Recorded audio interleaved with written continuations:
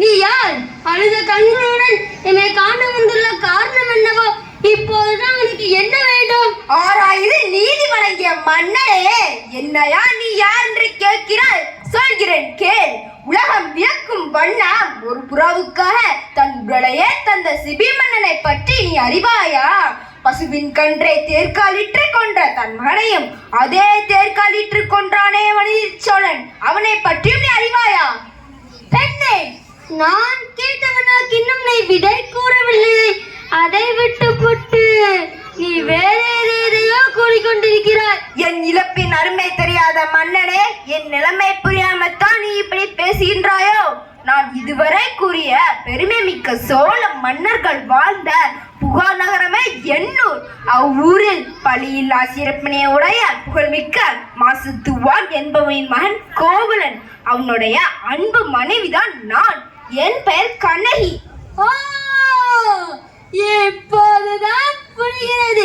சீ, அந்த கல்வன் கோவலனின் மனைவியா நீ? போதும் மன்னா, நிறுத்து.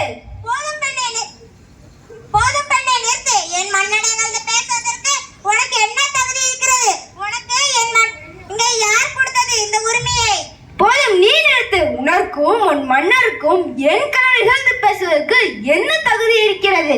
ஊர்வினை பயனால் உனது ஊருக்கு வந்து எனது காய்ச்சலம்பை விற்க வந்த என் கணவரை அநியாயமாக கொன்று விட்டாயே, நீ செய்து தகுமா? பெண்ணே, போதும் நிறுத்து. கல்வனை கொள்வது கொடுகோல் அன்று. அத்தை ஏற்புடையது. அத்தை அறநிலையமாகும். என் சபையில் எல்லோரும் அறிவார்களே. உனக்கு கூட தெரியாதா என்ன?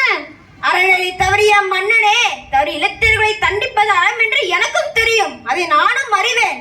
ஆனால் நீ குருது போல் என் கணவர் கல்வன் அல்ல. அவனிடமிருந்த சிலம்பு உன் அரசை கூறிய சிலம்பு அல்ல. அவனிடமிருந்த சிலம்பு என்னுடைய சிலம்பு. அச்சிலம்பின் இணை சிலம்பு இதோ என்னிடம் உள்ளது. எனது காய்ச்சலின் பல மாணிக்க கற்களால் ஆனது.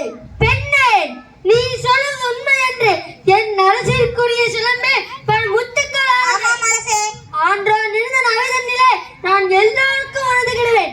யாருங்க கோவலன் நிர்மணித்த கைப்பற்றி சிலம்பை கொண்டு வா. சிலம்பை பெற்ற மன்னர் அதை கண்ணகிடம் கொடுக்கிறார். புத்திரவாரசே, பெண்ணே, இதோ உன் கணவரிடம் இருந்த கைப்பற்றிய சிலம்பு. நீதி தவறு என்று போற்றப்படும் மன்னனே, ஒரு தரம் செய்யாது என் கணவரை கொன்றது உனது அரண்மனைக்கு இழுக்காகும். நான் இதோ மெய்ப்பிக்கிறேன், இங்கே பார். கண்ணகி சிலம்பை தரையில் போட்டு உடைக்கின்றாள். அதில் ஒரு கல் மாணிக்க முகத்தில் பட்டு தெரிக்கின்றது. பாண்டியா, உனக்கு இன்னும் சந்தேகம் தீரவில்லையா? இதோ மற்ற சிலம்பு. அமைச்சர்களே, அறம் கூறும் சான்றோர்களே, இதற்கான பதில் தலை தொங்கி விட்டதா? நீதி கவிழ்ந்து விட்டதா? வாழ்மைதான் அழிந்து விட்டதா? நெடுஞ்செழிய பாண்டிய மன்னனின் அறம் மரம் திறமெல்லாம் மண்ணோடு மண்ணாக கலந்து விட்டதா? தமிழகம் சிரிக்கிறது பாண்டியா, தமிழகம் சிரிக்கிறது. நீ தலை குனிந்து நிற்பதை பார்த்து தமிழ்நாட்டு மறைநூர் திருக்குறள் கேலி பேசுகிறது பாண்டியா, கேலி பேசுகிறது. ஏன் இந்த வாட்டம்?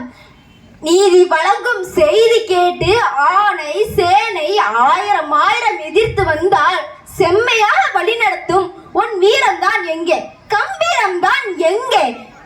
வெற்றி திருப்பாவை தான் எங்கே? எங்கே எங்கே? சொல் பாண்டியா, சொல்.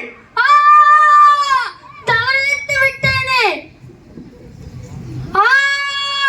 தவறளித்து விட்டேனே. பிறர் சொல் கேட்டு பெருமிழை செய்தேனே. யானோ அரசன், யானே கல்வன். இதுவரை என் குலத்தில் எவரும் சொல்லாத பரிசல்களுக்கு ஆளாகி விட்டேனே. இனிமேல் நான் உயிரோடு இருப்பது தகுமா? இனிமேல் எனக்கு இந்த வேட்கொற்று கூட எதற்கு?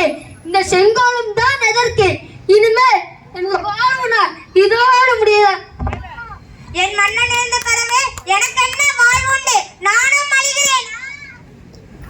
கோவலன் தவறாக குற்றம் சாட்டப்பட்டதால் மதுரை அரசனால் கொல்லப்படுகிறார். இதனால் மிகுந்த துயரமும் கோபம் கொண்ட கண்ணகி தனது காய்ச்சலம்பை காட்டி கோவலன் குற்றமற்றவன் என்று நிரூபிக்கிறார். கண்ணகியின் சிலம்பில் மாணிக்கங்கள் இருந்தன. ஆனால் ராணியின் சிலம்பிலோ